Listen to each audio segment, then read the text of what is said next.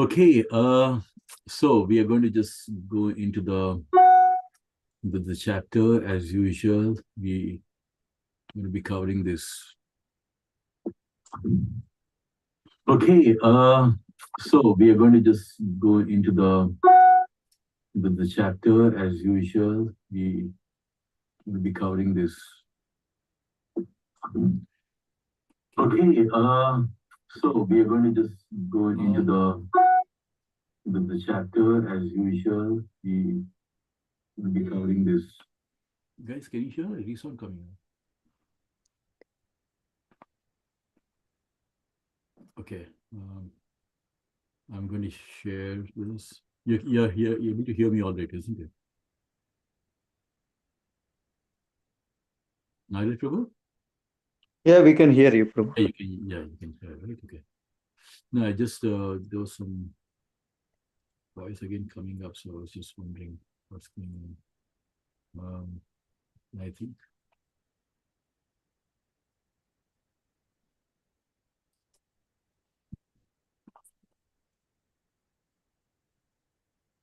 Yeah. Just getting, I'm just cross-checking once, we're all just getting. It's recording, Prabhu. I can see it in our YouTube. Okay, yeah, that's great. Thanks, Himaji. Okay, so actually we were just starting another beautiful chapter, Himaji. So just to give you a quick recap, we just started off with another chapter called chapter 61, the genealogy of the family of Krishna. So as before we started Krishna Katha, one beautiful thing which Prabhupada kind of like mentioned so nicely, and which is something which we have to always get into the mood before we do the Krishna Katha, where Krishna, sometimes people say that, Krishna kind of like in Bhagavad Gita contradicts. He says one thing in here and again something very exactly opposite in some other place. Why is this contradiction kind of coming in? I'll give you a very perfect example where Krishna is mentioned in Bhagavad Gita. Jatasya hi dhrivo mrityum dhrivam janma mritasyatas tasmat apariharyate natvam sochitam arhasi. So Krishna in Bhagavad Gita in second chapter says that one who is born is sure to die. And after death, one is sure to be born again. So in the unavoidable discharge of your duty, Arjuna, you should not lament, you should go and fight. Because birth and death, this is bound to happen. If one person dies, after that there's going to be birth, and again after that there's going to be death. So Krishna is making it very clear that birth and death, they are like two sides of a coin. They do happen all the time. But again, later in Bhagavad Gita, Krishna again also says, Janma karma cha me divyam evam yo veti taktataha chakta deham punarjanma naiti mameti suarjana. Where Krishna again says over here that one who's listening, it is true that everybody who's born is sure to die, and after that he's sure to be born again. But the exception is that one who's listening to Harikatha, one who's listening to Krishna Katha, one who's listening to the divine pastimes of Krishna's appearance, Krishna's leelas, the beautiful, because if you see all the different avatars, like, Krishna is called as avatari, like, he's the source of all the avatars. Now, if you take Narasimha avatar, he came for a specific purpose to protect Prahlad Maharaj, because on the call, it's almost like literally he was responding to the call of Prahlad Maharaj.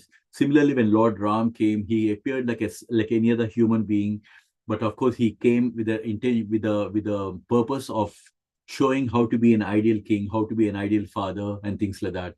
So in terms of like showing the full opulences of Bhagwan, when you say Bhagwan, unlimited wealth, unlimited beauty, and all these things. So as a Bhagwan, Lord Ram showed certain opulences, because only in one instance he literally showed that he's a supreme Lord.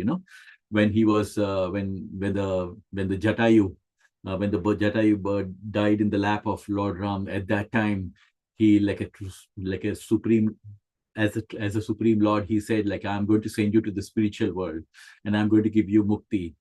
So only a supreme Lord will be able to do. That's the only time he kind of like opened himself as a supreme Lord. Otherwise, most of the time you would see like Lord lamenting for Sita Devi, searching all over the place, and he literally showed himself like an ideal husband and an ideal son. But when Krishna came, he was like completely full blown. He was literally showing that he is the supreme Lord. In everything that Krishna had done was completely abnormal, out of the world, right? So he goes and lives At the age of 7 years old, he lifts a mountain like Govardhan Hill, and he creates a city like Dwaraka, just like that. And then you find like he marries 16,000 queens, and he expands himself into 16,000 Krishnas. So many times when people say like, about Krishna, like, oh, Krishna married 16,000, they are under the impression that Krishna is only one person who's going and maybe living with each and every queen, but they don't know that Krishna's the opulences of Krishna. Krishna is so opulent that when Narada Muni came to see Krishna, he was surprised to see that there is a Krishna in each and every palace of the queens. In 16,000 houses, in 16,000 Krishnas were there. 16,108 Krishna. So this is Krishna. Krishna showed completely that he is the Supreme Lord. Not only that, in order to just make sure that in future, anybody who claims that I am God, Krishna shows that he shows his Vishwarupam also. He showed he is the Supreme Lord, where you could see all the Devatas. You could see Lord Shiva, you could see Brahma, you should be Ganapati, everybody in the universal form of Krishna. So declaring it very clear that, see, this is my universal form. When you say God, this is how it should be. The opulence, the kind of like, the magnanimity of showing as a Bhagwan. So all the 6 opulences, like unlimited beauty, he was so beautiful. We'll see in this katha, like even in the queens also, they were so attracted. The queens, the 16,000 wives of Krishna, they were so attracted, even though they were looking so beautiful, they were attracted to Krishna because they were constantly looking at Krishna, like how beautiful he looks, kind of thing. So you can imagine how beautiful Krishna was at that point of time. So unlimited beauty, unlimited renunciation, even unlimited renunciation, right? Imagine the Supreme Lord agreeing to be a charioteer for his devotee. Like, right, there's no, I mean, Krishna is like, he expands himself and millions of, he is the Adipati for he's the Adipati for all these planets and the demigods. Bhoktaram Yajana Tapasam Sarvaloka Maheshwaram. He is the father, he is the master of all these universes, what to speak. And that Supreme Lord agrees to be a chariot driver for his devotee. So Krishna is showing us through his opulences. So we have to always remember that Krishna is called as Atmarama, which means it is always self-sufficient, self-satisfied. There is no reason at all. As you can see over here, it is mentioned that Krishna is being Atmarama. Is called as is self-sufficient. So this is what we have to basically understand as Krishna's devotee, that there is no need for Krishna to marry on the 16,000 wives. There is no need for him to do so many things that he showed in his Leelas. But what Krishna is showing through this, through his Leelas, is that he is always reciprocating to the devotees. Because many times when we go to the mandir, when we go and worship the gods, we think like, okay, I'm doing my prayers, but is Krishna really listening to me? Is he really looking at me? Is he really understanding my problem? Is he kind of like, is he going to reciprocate my feelings? Because Krishna says in Bhagavad Gita, right? Ananyas chintayanto ma ye jana paryupashate tesham nityabhyuktanam yogashemam vahamyaham. So Krishna is saying, when you meditate upon me, when you are dedicated to me, when you are engaged in devotional service to me, it is a two-way street. Not only you are showing your love towards me, but I also, your yoga shemam, your welfare of you and your family, on everybody, I will take care. So this is Krishna's promise. But how do we understand unless we see some Leelas? So those Leelas we are seeing through the Krishna Katha. Those Leelas will see. So that is how we develop the faith towards Krishna. So our faith in Krishna is not like, oh yeah, our God is somewhere out there and we just love our God. No, it is backed by transcendental literature. It is backed by experience. If you see, for example, in the Western world, people don't understand. They're not much aware of, because they belong to other religions. They do not understand about deity worship. They do not understand about mantra meditation. But we have one example, who's George Harrison. Who's actually from the Beatles rock band group. Now, this George Harrison, once he came to know about Krishna, it is not like, he became a great devotee of Krishna instantly, even though he was very much inclined towards Krishna consciousness. But he listened to Prabhupada. He understood. I asked all the questions to Prabhupada, and he got all the answers from Prabhupada. And then when he went and practiced, he tried out mantra meditation. He tried out the chanting of the Hare Krishna Mahamantra. And he personally gave his experiences that for 3 days, he was constantly chanting Hare Krishna Mahamantra for 3 days. while on a journey to Europe. And he himself gave a testimony that I still was not tired after chanting for 3 days also. So people have taken to Krishna consciousness after experiencing, after having a personal experience, after getting an experience of reading the literature, after chanting the Hare Krishna Mahamantra, only then they're fully convinced. And that is how you develop your faith. You develop your faith slowly, step by step, by listening to Krishna Katha, by associating with the devotees, because devotees association is so important, because only when you get associated with the devotees and try to understand and see the joy, their joy, and the kind of like the knowledge that is being shared, the love, the service that being shared. I always say this, that the best way you can understand Supreme Lord is by serving. That's why we say bhajante. We don't even say worship, we say bhajante, which means always serving. It's got a much higher meaning, saying that we're always serving. So setting just the background of this, just to understand that that Krishna is, he's always reciprocating to the love, and this transcendental literature, Harikatha, is so important for us, because that is what will give us all the faith to bring us closer towards Krishna. And Harikatha and chanting and all those things, these things are a way of preparing our mind and our consciousness in order to go back to Krishna Loka. Because when we were in India, before we go to the US, when I remember when we were young, I used to see all my friends, like, they used to study TOEFL, GMAT, and used to prepare all this. And sometimes there used to be even coaching being given, how to speak when you go to the US, how to change your American accent, how to understand their accent. So all this preparation was given. You have to write this TOEFL exam. You had to prepare with all this English literature. Then you have to learn how to speak like them. It's always almost preparing you completely. And then finally you get a visa, then you fly over there. So similarly, if the whole purpose of Bhagavad Gita is Krishna is telling us, like, giving us a kind of like knowledge through the Bhagavad Gita, telling us, son, this place is a dukkhalayam. This place is temporary. This place full of misery, but you don't belong to this place. You belong to my Krishna Loka. So just like how you prepare to go on site to the US and all that, prepare yourself with all this Harikatha, prepare yourself with all this chanting of the holy name. This is the best way in which you can be eligible to come back to Krishna Loka. You get all the knowledge, you get everything, so that towards the end of your life, yam smati. So Krishna says towards the end of life, whoever is thinking of Krishna, they will go back to Krishna. So it is very clear. A lot of people say, what does it matter, whichever God? No. Yanti deva vrata devan prithivyanti prithivata bhutani yanti bhuteja yanti majya jivinopivam. Krishna makes it very clear. Those who worship the demigods, towards the end of the life, they're thinking of demigod, then they will go to demigods. If somebody is thinking of Ganesha, then they will go to the planet of Ganesha. If somebody is thinking of their ancestors, then they go to the planet of ancestors. So it's not all the same. And if people are worshipping ghosts and spirit, then they will come back and be living against ghosts and spirit. But whoever loves Krishna, Krishna says that those people will come to me. So it is not right that all gods, if everything is the same. There is a certain destination for everything that you practice. So if you take a US visa, you won't be going to Russia, right? You'll go to US only. You'll be allowed to go to US only. So similarly, if you're chanting the holy names of Krishna, you go to Krishna Loka. If you worship Ganapati and you're chanting the names of Ganapati, you don't go to Krishna Loka. You go to Ganapati Loka only. So like that, it's very clearly Krishna's make it given a lot of clarity.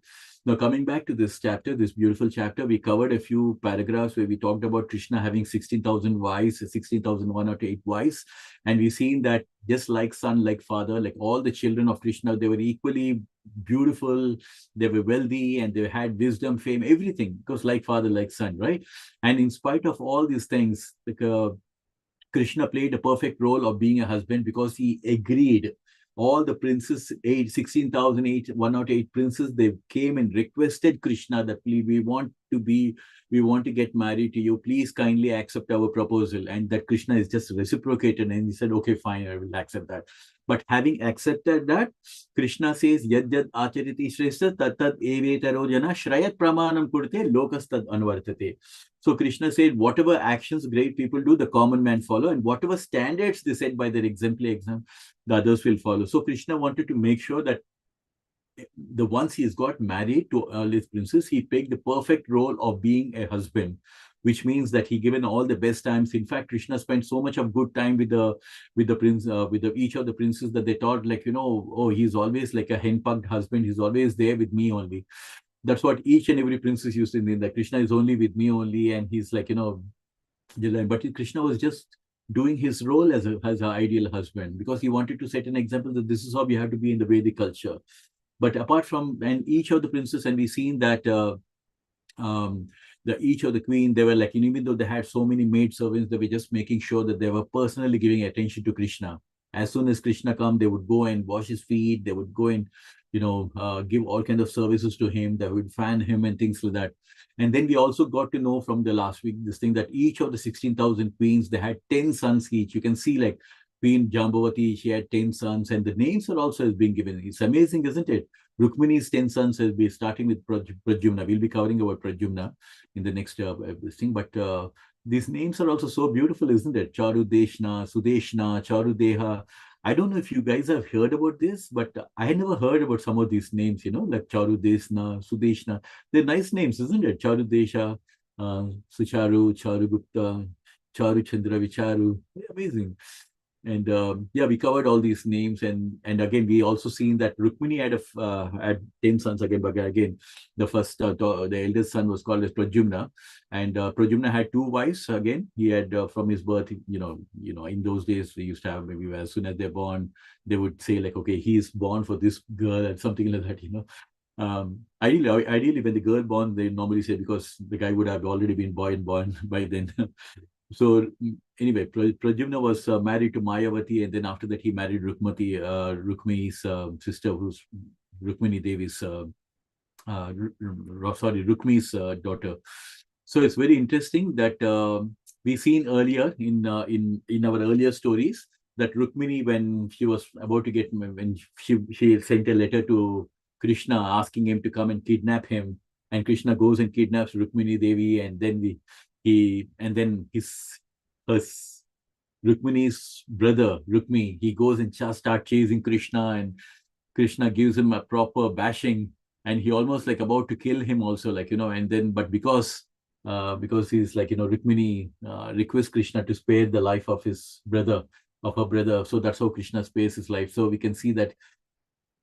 But like those bitter experiences, and this is something which I'm sure like all of you can relate to, right? No matter if you take anybody's relationship with somebody, no matter how many good times you have with certain person, but if you have one negative incident or one negative experience with somebody, that negative experience will always remain in your mind.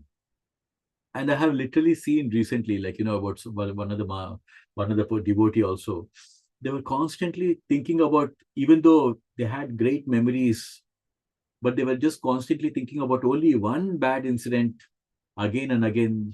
The devotee was repeating, and I felt like, this is such a thing to note down. We have to be very careful not to give any negative experiences to anyone, because no matter how nice you are with people, one negative experience they get from you, and they will never forget. They'll always remember that negative thing only. So like here, so we can find that Rukmini Devi's brother Rukmi, because he was insulted in a fight with Krishna, so he was like, he had a great grudge against Krishna, and he was like, that was there in his mind, because it left a negative impression in his mind. So his daughter, but again, it's very interesting. But his daughter, again, she got married to Krishna's son, Krishna and Rukmini's son, who's called Pradyumna.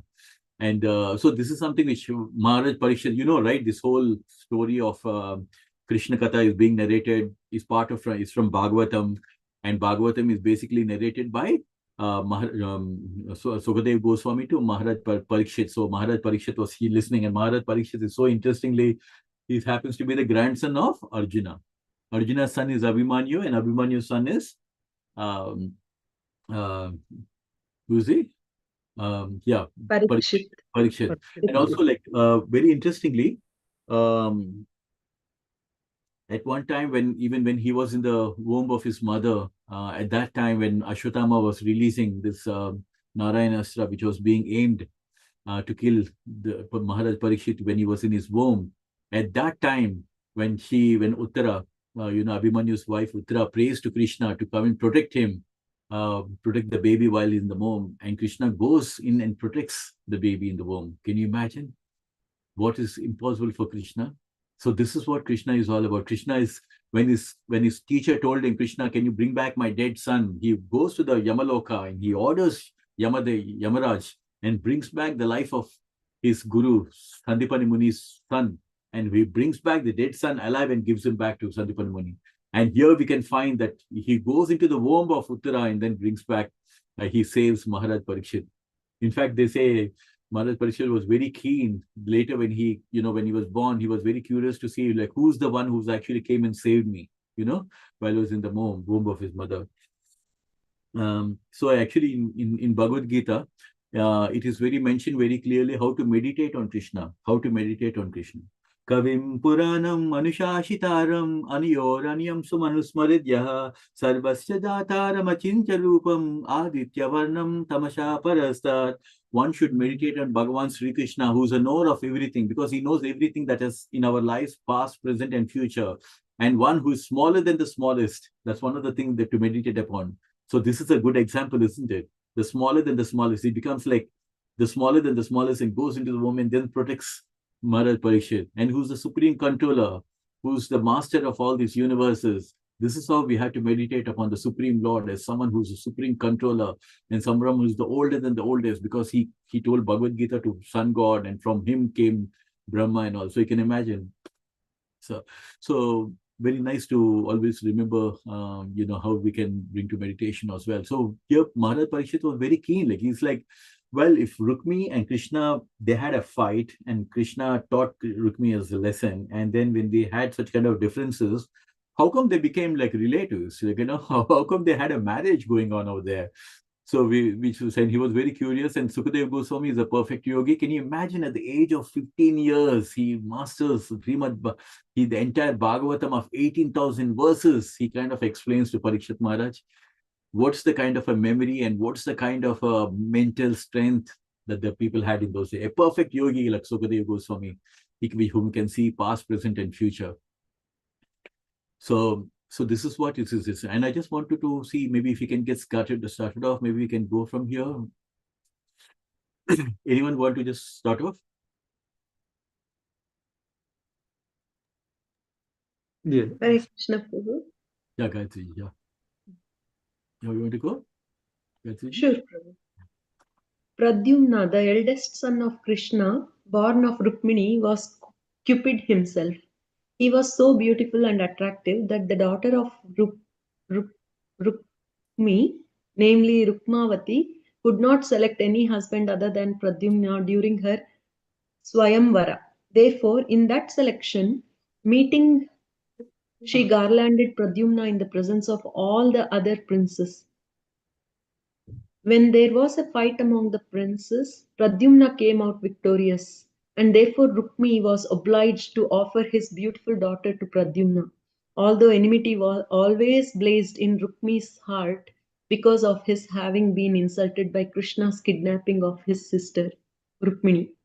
Rukmi could not resist consenting to the marriage ceremony just to please Rukmini when his daughter selected Pradyumna as her husband.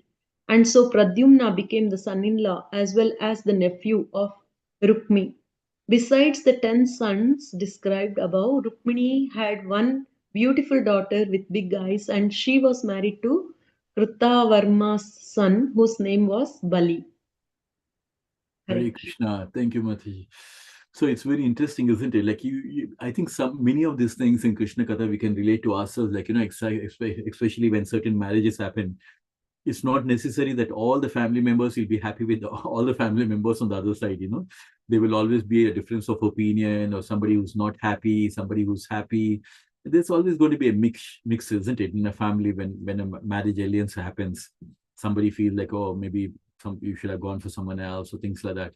But so here you can see that in those days, there used to be a Swayamvaram, which is arranged for the girl, and where she could just choose whom we had. And there was a test. It was amazing, isn't it? It's not like the marriage proposal that happened nowadays, but there were certain criteria that was applicable in those days, that when a prince or someone who had to come and attend the Swayamvara, he had to show his caliber. right? So one first thing is Pradyumna being a son of Krishna, so he had all the beauty of Krishna, right? So he was like Cupid himself. So you can imagine how beautiful he must have been looking. So that attracted Rukmavati, the daughter of Rukmi. So one, she was attracted to him, and second thing is that he was able to even defeat all of their other princes as well. So that was also another reason. So in those days, like, whatever is like actually a part of the ritual or certain things, they had to honor that, like for example, like when you say a king is there, and if somebody other king asks him to, invites him for a fight, he can't say no. Or if he invites him to play chess or anything like that, a game, they can't say no, because that's the order or the way, it's against the where warriors, kshatriya spirit. Similarly, like here, Rukmavati was interested in him, and also he won. In the Swayamvara, he won over the other princes. So there was no other way that, and also there was another reason also, because one thing that was, Rukmi was very much attached to his sister Rukmini. So that is something which you could never say no. So sometimes, even though he was not personally happy, but he had to agree, because as an obligation he had to oblige, because to please his sister. And second thing, he won the Swayamvaram, like, so there's no other way.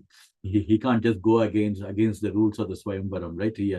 So here, so it so happened that he could not resist in consenting, and also because he wanted to please his sister. So that's how Pradyumna became his son-in-law. So this is one of the things that was Parikshit Maharaj was very curious to know, and that's how we get to know. And then we also get to know that Rukmini had a daughter also, who was married to Kritavarma's son, whose name was Bali. So that's one of the stories. So I'm sure, like, he would have got some idea now, Parikshit Maharaj, why the backdrop of why this has to happen. Narad Prabhu, would you want to go for the next one? Yes, Prabhu.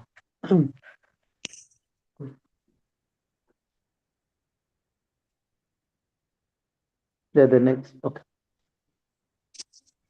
Although Rukmi was veritable enemy of Krishna, Rukmi was veritable enemy of Krishna. He had a great affection for his sister Rukmini and wanted to please her in all respects.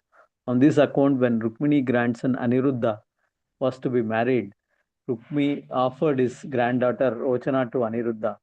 Such a marriage between immediate cousins is not very much sanctioned by the Vedic culture, but in order to please Rukmi offered his daughter and granddaughter to the son and the grandson of Krishna, respectively. In this way, when the negotiation of the marriage of Aniruddha and Rochana was complete, a big marriage party accompanied Aniruddha and started from Dwaraka. They traveled until they reached Bojakata, which Rukmi had colonized after his sister has been kidnapped by Krishna. This marriage party was led by grandfather, namely Lord Krishna, accompanied by Lord Badala, and it's included Krishna's first wife Rukmini, his son Pradyumna, Jamavati's son Samba, and many other relatives and family members. They reached the town of Bojakata, and the marriage ceremony was peacefully performed. Hare Krishna. Hare Krishna. Thank you, Prabhuji. The interesting part is, like, in many of the places, even though they may not be called exactly with the names, but you can find the roots in different states in India, isn't it? Some places are in Bihar, and some places in Madhya Pradesh. And like in different parts of the country, you would find those, those some of the places. Some have retained the name, but like Dwarka, they retained the name, but still, like, there could be other places where we say, like, where Arjuna did the penance. This is in Madhya Pradesh, and it's in different locations. Or Bhima also, I believe it was somewhere in Himachal Pradesh. So it was like, you can see the whole history of Mahabharata, the actual locations being spread in different parts of the country. And so here we can very clearly see that it was not only that that Rukmi has not only given his daughter Rukmavati, but he given his granddaughter also to Krishna. But here you can see that Krishna has actually become a grandfather here. He's actually, because here we can see that one, they got their son Pradyumna married to Aniruddha, and then again the next Pradyumna got married to Rukmavati, and now the grandson also Aniruddha, Rukmini and Krishna's grandson Aniruddha also gets married to Rochana, who happens to be a granddaughter of Rukmi. So we can see that from this particular instance that that Rukmi was very much fond of his sister. Like we always have that, isn't it? That siblings love is something which is abnormal, isn't it? Like even for me, like I have my two sisters, and this the kind of fondness you have is like you have a different kind of uh, relationship in terms of like how you open up and talk and you share so many things and things like that. Sometimes like we find that it's easier to share with my sister than sharing with my parents, because there's some things which you can't share with your parent, but with your sisters you can always share. So that sibling bonding between brother and sisters is something really, really special. I've seen that in our families as well. So that was the kind of a thing. So here you can see that Rukmi wants to please Rukmini. So in the process that he even offered his granddaughter as well to marriage, and the marriage again, like as you can see, it has happened in Bojakata. Interesting, like a very nice simple place. And again, Krishna is also accompanied by Lord Balaram and Pradyumna and Jambavati's son, and finally the marriage got taking place over there, which is really amazing to see. All these things are so beautiful, isn't it? Amazing. Just imagine this Krishna, the Supreme Lord, Bhagavan Sri Krishna himself. We are literally going through the personal leelas of Krishna, how Krishna's son, Krishna's grandson. These things are so amazing, isn't it? Many times in many different religious traditions, they know that God is somewhere out there, but they don't know the pastimes of the Lord. But how fortunate are we that we know about not only God's name, but not only God's name, but also God's personal pastimes and his leelas. And this is how we can really develop love. Otherwise, our love would only be blind love, yes, right? If you do not know anything about the Supreme Lord. So we are very fortunate that we are getting to relish the nectar of Krishna Katha. So can I ask maybe Hemaji, would you like to just read the next one? Hare Krishna. Yes, Prabhu. The king of Kalinga was a friend of Rukmi's and gave him the ill advice to play chess with Balram and thus defeat him in a bet. Among Kshatriya kings, gambling or chess was not uncommon. If someone challenged a Kshatriya to play on the chessboard, the Kshatriya could not refuse the challenge. Sri Balramji was not a very expert chess player, and this was known to the king of Kalinga. So Rukmi was advised to retaliate against the members of Krishna by challenging Balram to play chess. Although not an expert chess player, Sri Balramji was very enthusiastic in sporting activities. He accepted Rukmi's challenge and sat down to play. Betting was with gold coins, and Balram first of all challenged with 100 coins, then 1000 coins, and then 10,000 coins. Each time Balram lost and Rukmi was victorious. Hare Krishna. Hare Krishna. It's very interesting, because with many of these things we can so much relate in our life, isn't it?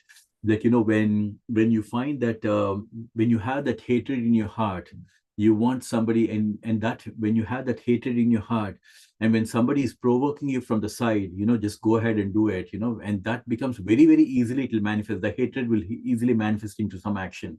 Like here, Rukmini had that, even though he gave his daughter and he gave his granddaughter to Krishna and Rukmini, still he had that hatred towards Krishna. So when you have in your heart so much of hatred, that's a burden actually, in your heart. And when somebody like a king of Kalinga was just provoking him, giving the advice like, why don't you play chess and try to get your revenge, against a Balaram. So you can find that, because of course Balaram is Krishna's brother. It doesn't matter like whether, because it's a part of the family, Krishna's family. So it's a nice way of provoking him to play bet with them. But again, a lot of these things are all leelas, right? There must be some reason why this is something which he wanted to play with Balaram. But again, like I was just mentioning a few minutes back, that Kshatriyas, there are certain things they go by the rules. Like if somebody is like he's been invited to come and play, you cannot refuse. So it's very interesting to note that Balaram actually was very enthusiastic. Like some people, they just love to go and play, but they're not good at winning. Like I love to play volleyball, but I may not be good at volleyball. I just love to go and just play, like, or I like to play like tennis, lawn tennis. I just love going to Wimbledon, watching and all, but I may not be good at it. But just because I'm excited by the game, I may try to play. But if I'm playing against a professional, then there's every chance that I'm going to lose against him, right? That's why, the Kauravas were very smart. right? What did they do when they played the chef? They used Shakuni instead of playing. If Duryodhana had played the chess, maybe he wouldn't have won, against the Pandavas. But they were very smart. They used a person who was very cunning and person like to play against the Shakuni, to play against the Pandavas. So they were smart in doing this thing. So here you can see that under the ill advice. So this is something, if you remember, we have to be very careful about people who give advices to us, isn't it? Just imagine, we celebrated Ram Navami recently, and in that, everybody knows that in the whole of Ramayana, people always look at Kaikeyi as the villain because she is the one who actually told us Dasaratha to banish Lord Ram from the kingdom and ask him to go live in the forest, and because she wanted her son Bharat to be the king. But actually, she was not having so much of this thing, but she was actually invoked by Mantara, right? So like that, and she was given this ill advice. So we had to be very, very, so there's so many things which you can always have takeaways from Mahabharata or whether from Ramayana, like how to be very, very clear, not how to be very, very clear about the kind of advices that we get from other people. We don't know what the other person is really planning or plotting, because not every time and when an advice comes, we should use our intelligence to understand. Our intellect, we have to use our intellect to understand, is there something in it? Why do you have to do that?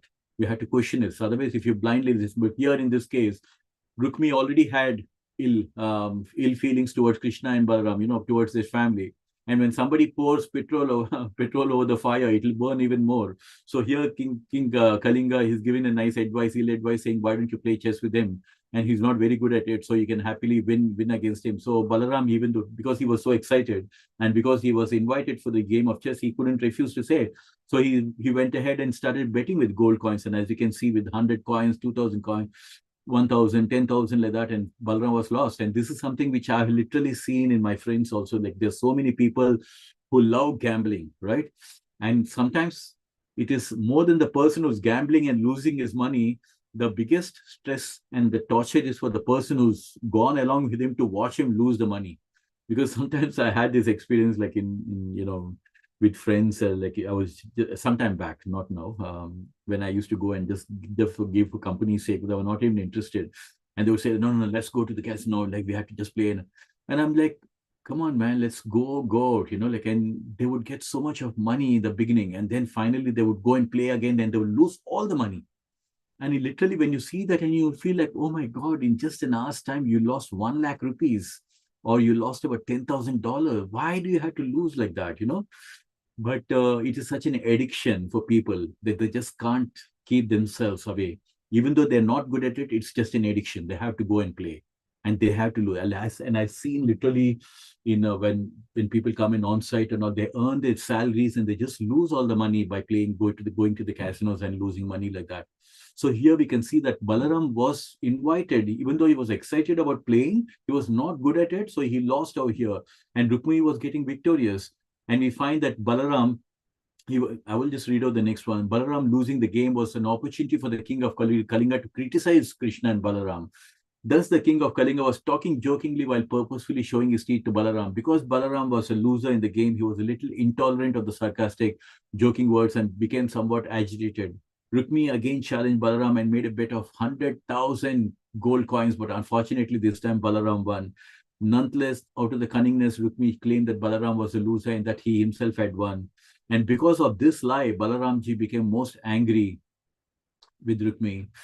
His agitation was so sudden and great that it appeared like a tidal wave in the ocean on a full moon day. Balaram's eyes were naturally reddish, and when he became agitated and angry, his eyes became even more reddish. This time he challenged and made a bet of 100 million coins. So you can see that, so whenever especially you can see in this kind of a gambling pattern, it doesn't end with the first game.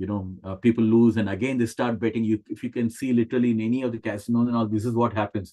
They lose and they just don't give up. Again, they go and they'll beg, borrow, because it's such an addiction. You'll beg and borrow, and again you want to go and play and win it. And again, sometimes you may lose it again. So here we can see that, King of Kalinga, who was actually supporting his friend Rukmi, he was trying to make a joke. And obviously, if I am losing and somebody is laughing at me, obviously I'll get very, very angry, right? So Balaram, you can see that Balaram was not happy about it. You know, that he has lost, and on the top of that, he's mocking and making fun of him, right? So anyway, so Rukmini claimed that Balaram was a loser and that he himself had won. But again, um, so it so happened that in the first round, we can find that Rukmini has won and Balaram lost. But again, in the second time, now in this, we can see that Balaram has actually lost and Rukmini has won. But again, you know, he was trying to claim that Balaram was a loser. You know, it happens, doesn't it? Especially when you're playing cards and all this, you find people arguing and, you know, saying that, okay, you are a cheater kind of thing. You know, like there will always be an accusation happening in a game like this. So we can find that Rukmini was being quite cunningly saying that Balaram was a loser and that he himself has won. So imagine Balaram didn't say anything when he first time lost, right? He just accepted it. But this time when Rukmini lost, he's not accepting it. He's saying, no, I won it, you know. So obviously it will anger Balaramji. And the top of that, his king of Kalinga is laughing at it. So obviously you can imagine that Balaram's eyes will become red and he was like getting very angry about it.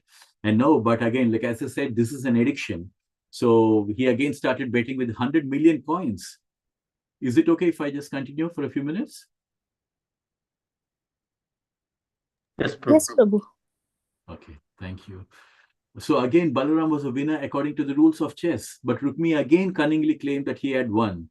Rukmini appealed to the princes present and he especially mentioned the name of King of Kalinga.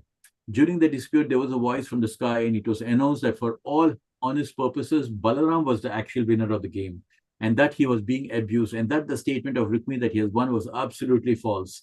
So we can see that now Balaram has put a bet of 100 million coins, gold coin. Can you imagine what's kind of a money and power that they used to have in those days? And he won it also. But again, Rukmini was again at his game.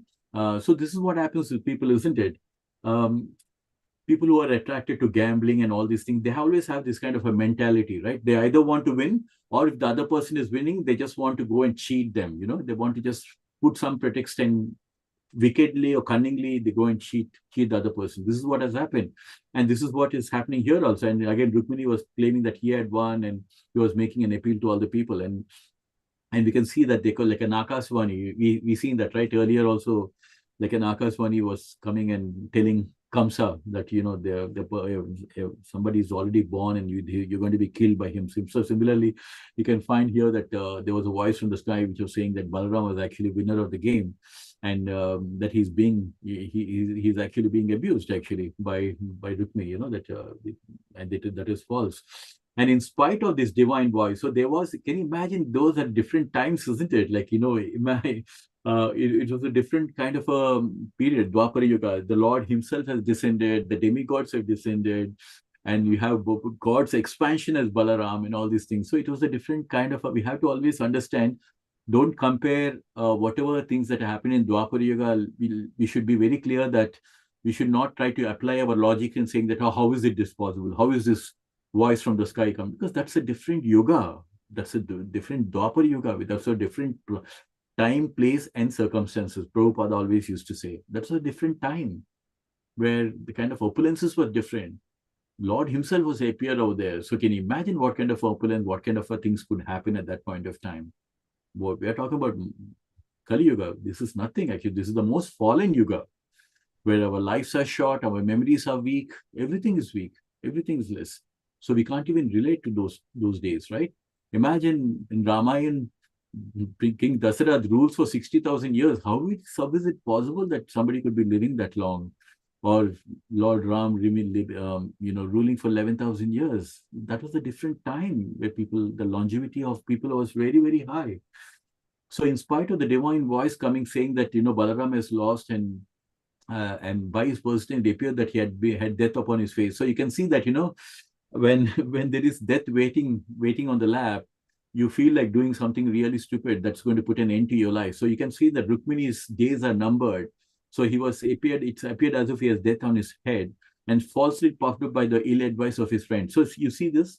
So he himself already had enmity. On the top of that, he was being puffed by the advice given by King of Kalinga. And he did not give much importance to the oracle, and he began to criticize Balaramji.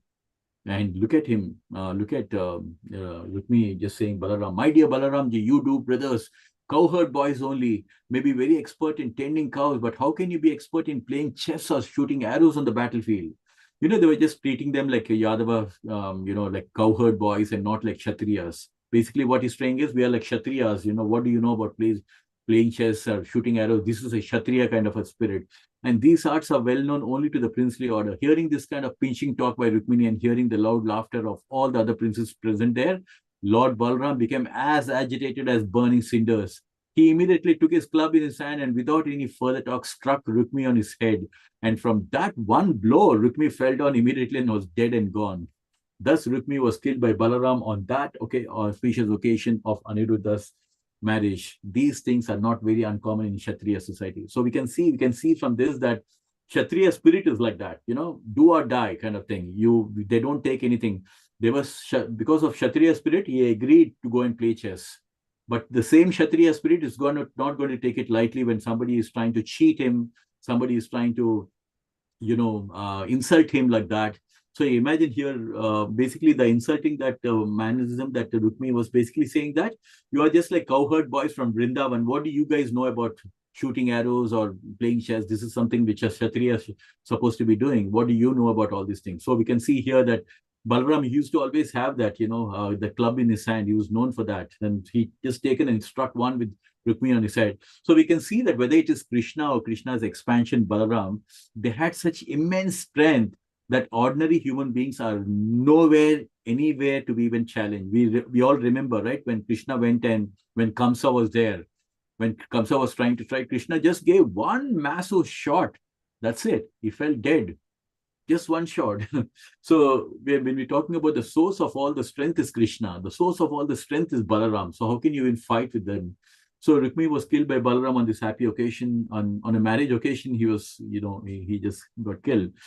So I'm just want to read the last two so that we can, we can cover this genealogy. The king of Kalinga, afraid that he would be the next one attacked, fled from the scene. So you see, this is what happens, right? People who provoke you, when it comes on them, they just run away from the scene. This is something we had to be very, very careful with the people who give all these kind of false advices and ill advices. And before he could escape even a few steps, Balaramji immediately captured him. And because the king always shown his teeth while criticizing Balaram and Krishna, Balaram broke all the king's teeth with his club, and other princes supporting the king of Kalinga and Rukmini were also captured, and Balaram beat them with this club, breaking their legs and hands. They did not try to retaliate, but thought it was wise to run away from the bloody scene. So we can see that how Balaram, when he gets angry, that's it, the sky, you can't escape from there. So we can see that not only he went and killed Rukmi, but he went and attacked even the king of Kalinga also. And then because he was mocking him, earlier he was just mocking at Balaram with his teeth, laughing and showing his teeth and all. So he broke all the teeth and he also with all the friends who came along supporting Kalinga and Rukmini. So this is a typical Kshatriya spirit, right? And it's not common. Imagine in those days that if you get angry, that's how kings would retaliate, they would just go and kill them. And during this strife between Balaram and Rukmini, Lord Krishna did not utter a word. So you can see like sometimes Krishna did not despair Rukmini in the very first instance because Rukmini happens to be the brother of Rukmini Devi, right? So because his wife's brother, he spared him. And now also very nicely, Krishna's expansion killed Rukmini, not Krishna, because Krishna was trying to play safe. That again, he doesn't want to get anything with his wife, Rukmini, because already Rukmini has requested Krishna, please don't kill my brother, Rukmini has already asked. So Krishna spared him earlier. So this time he just left it to Balaram, okay, you do the killing thing. So during this strife between Balaram and Rukmini, Lord Krishna did not utter a word, for he knew that if he supported Balaram, Rukmini would be happy. There you go. See that? Rukmini would be happy. And if he said that the killing of Rukmini was unjust, then Balaram would be unhappy, right? So Krishna knew how to play the cards very well. He knew very, very what's the right thing to do. Because when Lord does anything, there's no karma attached with it. When whatever dharmam tu sakshat bhagavat pranitam. What is the definition of dharma? Dharmam tu sakshat bhagavat pranitam. Whatever Lord does, that is dharma. Whatever instructions that Lord gives, that is dharma. So there is nothing to even point at anything which Krishna does. Whatever he does, that is the done. So Lord Krishna was silent on the death of his brother-in-law Rukmini on the occasion of his grandson's marriage. He did not disturb his affectionate relationship with either Balaram or Rukmini. After this, the bride and bridegroom were ceremoniously seated on the chariot and they started for Dwarka, accompanied by the bridegroom's party. The bridegroom's party was always protected by Lord Krishna, the killer of Madhu demon. Thus, they left Rukmini kingdom, Bojakata, and happily started for Dwarka. So we can see, like, Balaram did the killing business. And then Lord Krishna was like, trying to be very cool. Not then, don't say anything at this time, because again, we don't want to upset Rukmini.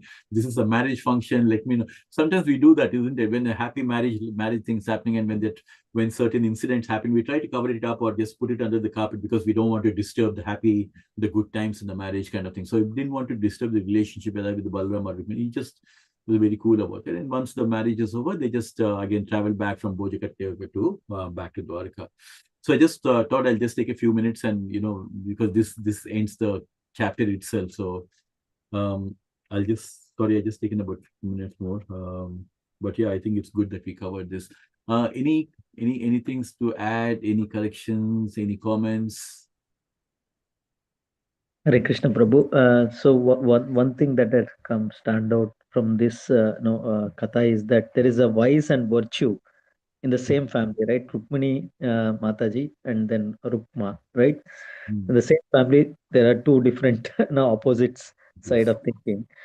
In Dwapar Yuga and in Kali Yuga, it is there within our own, like in the same person, both virtue and vice are there. In Treta Yuga, it was between different kingdoms, Ram, Raj, and then Absolutely. so you just that's what they said. Like in Satya Yuga, the demons and the devatas were in different planets.